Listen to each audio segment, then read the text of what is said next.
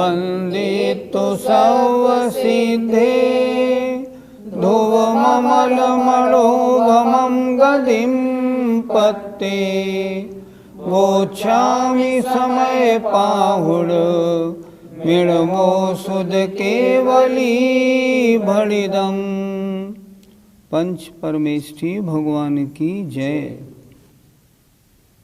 आचार्य महाराज कह रहे हैं, ज्ञानी तो अपने भाव का ही कर्ता होता है, ज्ञानावरणादि द्रव्य कर्मों का कर्ता नहीं होता। आइए आज गाथा नंबर 109 करेंगे, निकाल ले। जम भावम सुहमसुहम, जं भावं सुहमसुहं करे दियादासतस्य खलु कत्ता, करे दियादासतस्य खलु कर्ता, तं तस्य होदिकम्मं, तं तस्य होदिकम्मं, सोतसदुवेदगो अप्पा, सोतस्य दुवेदगो अप्पा। जं भावं सुहमसुहं करे दियादासतस्य खलु कत्ता, तं तस्य होदिकम्मं, सोतसदुवेदगो अप्पा। जं भावं सुहमसुहं करे दियादासतस्य खलु कत्ता, तं तस्य होदिकम्मं, सोतसदुवेदगो अप्पा। अर्थ देखिए, जम भावम जिस भाव को, सोहम असुहम शुभ हो या अशुभ हो, करेदि करता है आता आत्मा, स मन वह, तस् उस भाव का, खलु मन निश्चय से करता होता है। फिर देखें, जम भावम सुहम असुहम जिस शुभ या अशुभ भाव को आधा करे दी आत्मा करता है, स माने वह आत्मा, तस् माने उस भाव का, खलु माने निश्चय से करता होता है। तम तस् होदिकम्मम, और तम माने और वह भाव, तस् कम्मम होदी उसका कर्म होता है। सो तत्सदुवेदगो अप्पा, सो माने वह आत्मा उस कर्म का वेदगो भोक्ता भी है। कौन? अप्पा आत्मा। अर्थात क्या हुआ, आत्मा जिस शुभ या अशुभ भाव को करता है वह उसका निश्चय से करता है, और वह भाव, तम माने वह भाव, तस् माने उस आत्मा का, कम्मम होदी कर्म होता है, और सो माने वह आत्मा, तत्सदुवेदगो उस कर्म का भोक्ता भी है, भोक्ता भी होता है। यहाँ क्या बता रहे हैं कि जिस शुभ या अशुभ भाव को आत्मा करता है वह उन शुभ या अशुभ भाव का कर्ता होता है, और वह फिर उसका भोक्ता भी होता है। कैसे? निश्चय से। आत्मा जिस शुभ या अशुभ भाव को करता है वह उस भाव का निश्चय ही करता होता है, वह भाव उसका कर्म होता है, और वह आत्मा उस भाव रूप कर्म का भोक्ता होता है। पंडित जी, शुभ भाव कौन से होते हैं?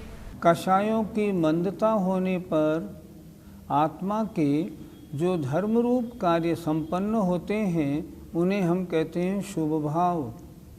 जैसे पूजा करना, स्वाध्याय करना, दान देना आदि षटकर्म रूप जो भाव हैं ये भाव शुभ भाव कहलाते हैं।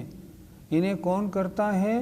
जब आत्मा मंद कषाय रूप प्रवृत्ति करता है, जब कषायों में तीव्रता नहीं होती है, तब आत्मा इन धार्मिक कार्यों को करता है। शुभ अशुभ भाव का बंटवारा हम एक और तरह से कर सकते हैं। जितने संसार संबंधी भाव हैं वे अशुभ भाव हैं, जितने धर्म संबंधी भाव हैं वे शुभ भाव हैं। पंडित जी, आत्मा किन अशुभ भावों को करता है? आत्मा जब तीव्र कषाय रूप परिणमन करता है तो अशुभ भावों को करता है। जैसे क्रोध मान माया लोभ रूप परिणाम, जैसे हिंसा झूठ चोरी रूप परिणाम, जैसे सप्त व्यसन रूप परिणाम। ये परिणाम कैसे हैं? तीव्र कषाय रूप परिणाम हैं। ये परिणाम अशुभ कहलाते हैं। क्यों अशुभ कहलाते हैं? अशुभ माने अच्छे नहीं होते। क्यों नहीं होते? इनका फल भी बुरा होता है, आगे गलत गति में पहुंचाने वाले भी होते हैं और कष्ट में डालने वाले होते हैं, लेकिन करता तो इनको आत्मा ही है। पंडित जी, शुद्ध निश्चय से तो आपने बताया था कि आत्मा अपने शुद्ध भावों का कर्ता होता है, फिर यहाँ ये कैसे? निश्चय ने दो प्रकार का होता है, एक शुद्ध निश्चय ने और एक अशुद्ध निश्चय ने। शुद्ध आत्मा का जो परिणमन है वो शुद्ध निश्चय से अपने परिणमन को करने वाला, और जो अशुद्ध रूप परिणमन है आत्मा का है, अशुद्ध आत्मा का है, इसलिए वो अशुद्ध निश्चय से उसका परिणमन है।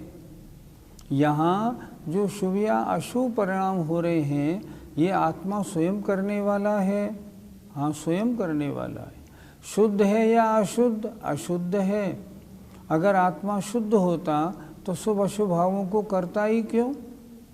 तो यहाँ अशुद्ध आत्मा के द्वारा जो शुभ अशुभ विकल्प किए जा रहे हैं ये अशुद्ध निश्चय का विषय है।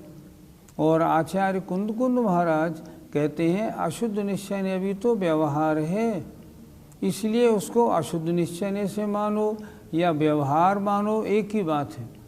इसलिए यहाँ जो शुभ अशुभ भावों का कर्ता कहा गया वो अशुद्ध आत्मा होने से अशुद्ध निश्चय से कहा गया, और अशुद्ध निश्चय ने भी एक तरह से व्यवहार ने का ही वर्णन है, निश्चय ने का वर्णन नहीं। क्योंकि यहाँ जहाँ जहाँ निश्चय ने की बात है वहाँ शुद्ध आत्मा की बात है, ऐसा समझना। पंडित जी, आत्मा शुभ अशुभ भावों का उपादान करता है या फिर निमित्त करता? आत्मा ने स्वयं ने ये परिणाम किए हैं, इसलिए आत्मा इन परिणामों का उपादान करता है। लेकिन उपादान भी दो प्रकार का होता है, एक शुद्ध उपादान, एक अशुद्ध उपादान। जब तक उपादान आत्मा कर्म मल से मलिन है तो अशुद्ध उपादान, और जब वह आत्मा कर्म मल से रहित हो जाता है तब उसका शुद्ध उपादान। तो जब उपादान शुद्ध होता है तो उसके परिणाम भी शुद्ध होते हैं, और उपादान अशुद्ध होता है उसके परिणाम भी अशुद्ध होते हैं। यहाँ जो शुभ अशुभ भावों का आत्मा करने वाला है ये कौन सा आत्मा है? जो अशुद्ध आत्मा है। इसलिए उपादान भी अशुद्ध है और उसका परिणाम भी अशुद्ध है। इसलिए अशुद्ध निश्चय ने अर्थात व्यवहार से ये शुभ अशुभ भाव अशुद्ध उपादान के कार्य हैं। अशुद्ध उपादान अशुद्ध आत्मा ने कर्ता होकर इन कार्यों को किया है। पंडित जी, आत्मा किनका भोगने वाला होता है? जब उपादान अशुद्ध होगा और शुभ अशुभ भाव रूप परिणमन करेगा, उनको करेगा, तो कर्म उसी तरह के बंधेंगे, और फिर उनका फल कौन भोगेगा? वह आत्मा ही उनके फल के भोगने वाला होगा। अर्थात अशुद्ध उपादान ही भोगने वाला है, अशुद्ध उपादान ही उनका करने वाला है। इसलिए आचार्य ने वेदगो अप्पा, और उनका भोगने वाला भी होता है, ऐसा यहाँ लिखा। शुद्ध उपादान है तो उसका काम है शुद्ध जानना देखना, और उसका फल भोगने वाला भी शुद्ध आत्मा है। वो शुद्ध वो क्या है? अनंत सुख का भोगने वाला है। यहाँ चर्चा चल रही है, जिन शुभ अशुभ भावों को आत्मा करता है वह आत्मा उनका करने वाला है। वे शुभ अशुभ भाव उसके द्वारा किए गए कर्म हैं, और वह जो अशुद्ध उपादान वाला आत्मा है वो उन किए गए शुभ अशुभ कर्मों के फल का भोगने वाला भी होता है। पंडित जी, द्रव्य कर्मों का आत्मा कर्ता या भोक्ता है या नहीं? पहले भी ये बात अच्छी इसी ज्ञानशाला में हम कर चुके हैं। द्रव्य कर्मों का करने वाला कौन? वे पुद्गल वर्गणाएं जिनसे वो द्रव्य कर्म बने। उन पुद्गल वर्गणाओं ने उन कर्मों को, द्रव्य कर्मों को बनाया।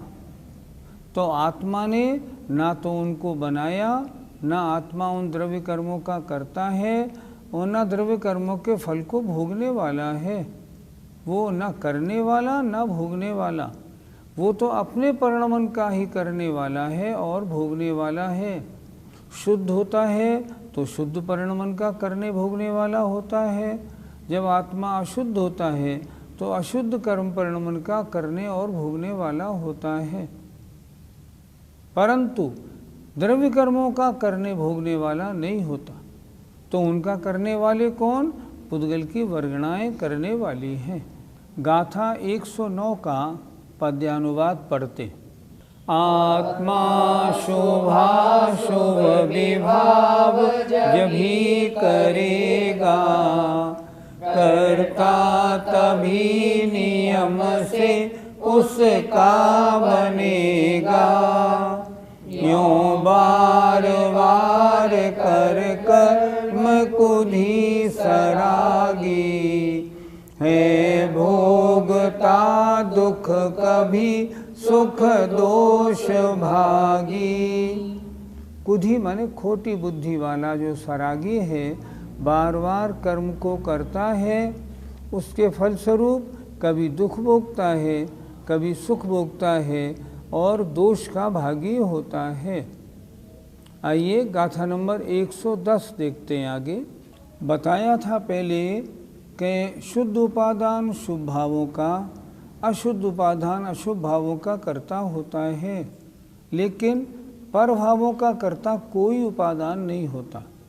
अब उसी को कह रहे हैं, जो जम्मी गुणो दवे, जो जम्मी गुणो दवे, सो वर्णम मिदुण संकमदि दवे, सो वर्णम मिदुण संकमदि दवे, सो वर्णम संकंतो, सो वर्णम संकंतो, कहतं परिणाम एदवम्, करतं परिणाम एदवम्। बोलिए।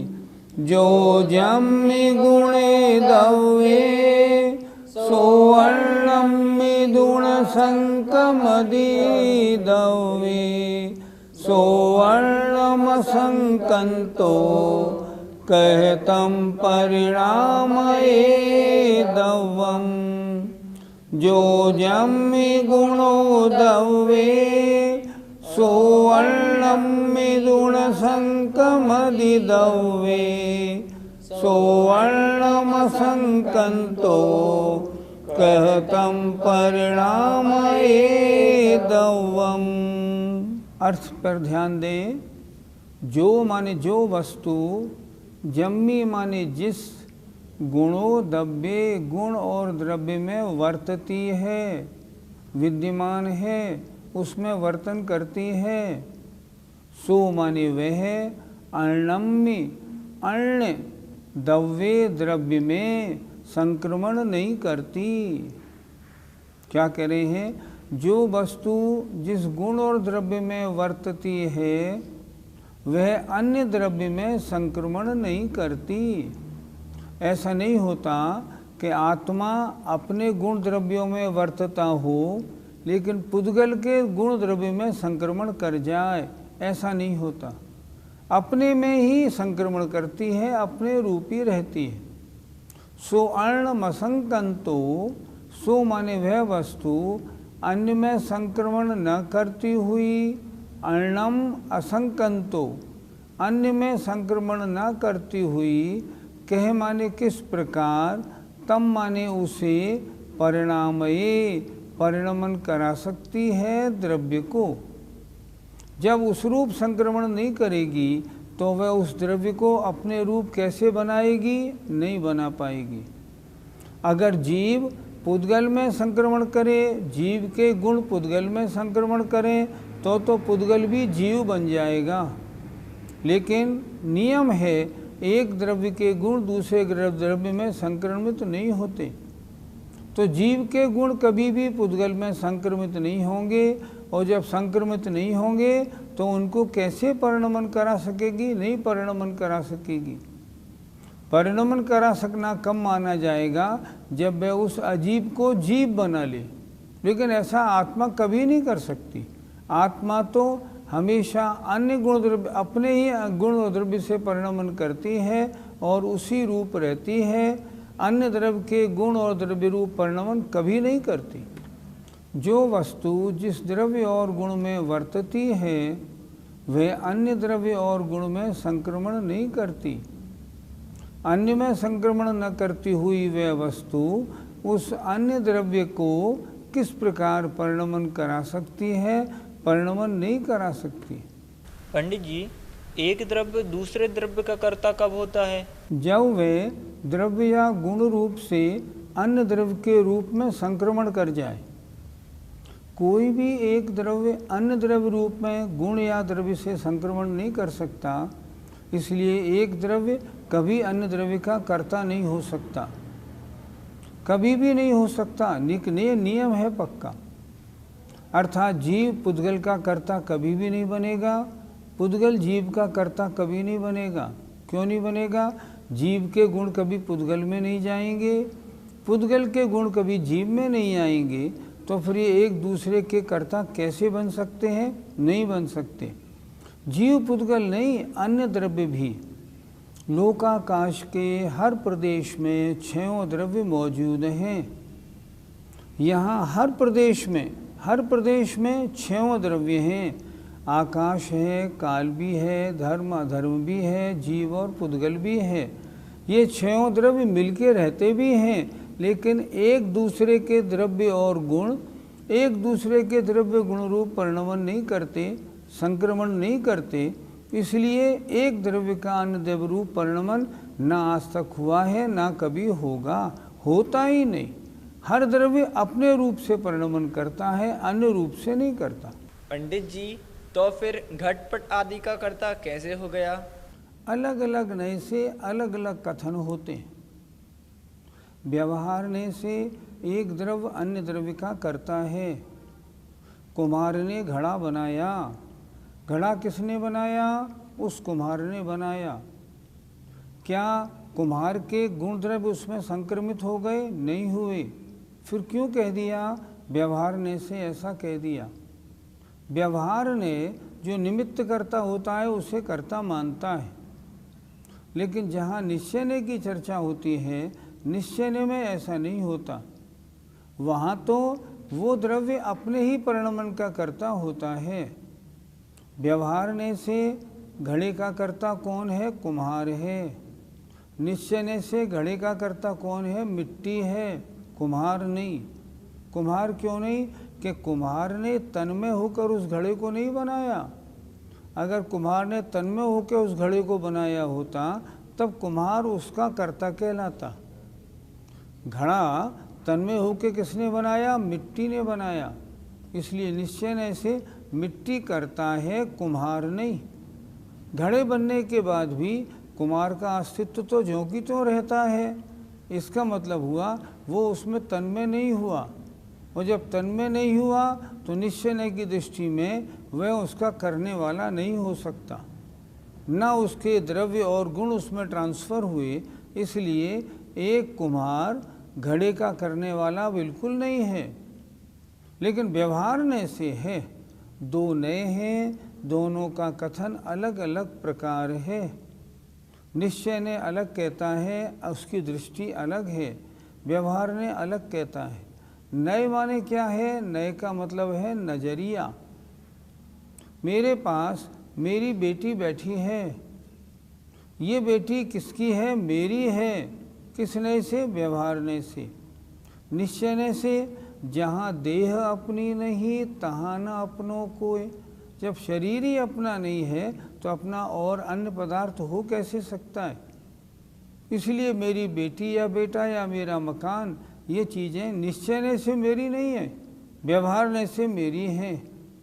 इस तरह इन नयों का कहाँ कर्ता कर्मपना है उसको समझना चाहिए। पंडित जी, तो फिर आत्मा शुभ और अशुभ कर्मों का कर्ता किस नय से हुआ? शुभ अशुभ भाव किसने किए? आत्मा ने किए। कर्ता कौन हुआ? आत्मा। शुभ अशुभ भाव हैं कैसे? अशुद्ध हैं। करने वाला आत्मा कैसा है? वो भी अशुद्ध है। तो अशुद्ध आत्मा ने अशुद्ध निश्चय से राग द्वेष आदि या शुभ अशुभ भाव रूप परिणमन किया है, और वह अशुद्ध आत्मा ही उन कर्मों का जो फल होगा अच्छा बुरा जब जब भोगने में आएगा, तब वह आत्मा ही उन अच्छे बुरे कर्मों का फल भोगने वाली होगी। ऐसा कभी भी नहीं होता कर्ता कोई हो और भोगने वाला कोई हो। जो कर्ता होता है वही उनका भोगने वाला होता है। अशुद्ध आत्मा ने कर्म किए हों, क्या उनका भोगने वाला शुद्ध आत्मा हो सकता है? नहीं। अशुद्ध आत्मा शुद्ध बनेगी कैसे? सारे शुभ अशुभ कर्मों को नष्ट करके शुद्ध बनेगी, भोगने का प्रसंग ही नहीं आएगा। इसलिए जो आत्मा जिन परिणामों को करता है वो उनका कर्ता होता है, वे परिणाम उसके कर्म हैं, और वह आत्मा अपने किए गए परिणामों के फल को भोगने वाला भी होता है। यह तथ्य निर्णय करना चाहिए। आइए गाथा नंबर 110 का पद्यानुवाद देखते हैं। जो द्रव्य आप अपने अपने गुणों में होता न संक्रमित है पर के गुणों में, वो अन्य को परिणमा सकता ही ऐसे, अंधा भला पथ दिखा सकता ही कैसे। इन 4 पंक्तियों का अर्थ कितना सुंदर है। देखें आप, जो द्रव्य आप अपने गुणों में होता है, अर्थात प्रत्येक द्रव्य अपने अपने गुणों में ही रहने वाला होता है, वह पर के गुणों में संक्रमित नहीं होता। अब जो स्वयं अन्य के रूप संक्रमित नहीं होता, क्या वो अन्य को अपने रूप परिणमन करा सकता है? नहीं करा सकता। आचार्य जी ने उदाहरण कितना अच्छा दिया है। जिसे स्वयं दिखाई नहीं दे रहा, जो अंधा है, वह भला क्या औरों को रास्ता दिखा सकता है? नहीं दिखा सकता। इसलिए जो स्वयं परिणमन नहीं हो रहा है अन्य में, वो अन्य को परिणमन कैसे अपने में करा सकता है? नहीं करा सकता। संक्रमित कहते हैं बदलना, चेंज होना। जब एक द्रव्य अन्य द्रव्य रूप नहीं बदल सकता, तो वो अन्य को अपने रूप बदल भी नहीं सकता है। क्यों? ये द्रव्य का स्वभाव है। जय जिनेंद्र। इस कार्यक्रम के पुण्यार्जक परिवार है मानक चंद, कमला देवी, राकेश, नीतू, ऋषभ, सौम्या एवं Ayushi Musharraf, B123, Sethi colony, Jaipur, Rajasthan. Shri Parasnath re rolling mills limited, Durgapur 1, Bardhaman, Paschim Bangal. Amita Jain, wife of Anil Kumar Jain. Sangeeta Jain, wife of Vipin Kumar Jain. स्वर्गीय श्रीमती अनंतमती मोतीचंद शाह की स्मृति में सुपौत्री आभा, आयुषी, सुपौत्र आदित्य, सुपौत्री मुग्धा, अभिजीत शाह, डॉक्टर केतकी, तुषार भट्ट, पुत्र श्री हर्षवर्धन, धन्य कुमार, पुत्र वधू रोहिणी, दयानंदा, पुत्री श्रीमती भारती, श्रीमती उज्ज्वला, डॉक्टर कल्पना, आशा, स्मिता, दीपमाला एवं समस्त वाडीकर परिवार। Arun Kumar Agarwal, Amrapali fashion, Renu Agarwal, Anushree Agarwal, Anshita Agarwal, B197 HIG, Nandgram, Ghaziabad. Garv Gautam Jain, सुपौत्र Ashok Kumar, Ratanlal Jain, नूतन, गौतम, प्राची, आदित्य, महिमा, सलोनी, निरंजन, अरहन, आराध्य, तारदेव, अंधेरी, मुंबई। श्री जनार्दन प्रसाद जी, श्रीमती पटंती देवी, मुकेश कुमार, साक्षी, हितार्थ, ईशा, मोना खंधार, श्री किशोर खंधार, श्रीमती सुषमा खंधार, परिमल खंधार, अहमदाबाद।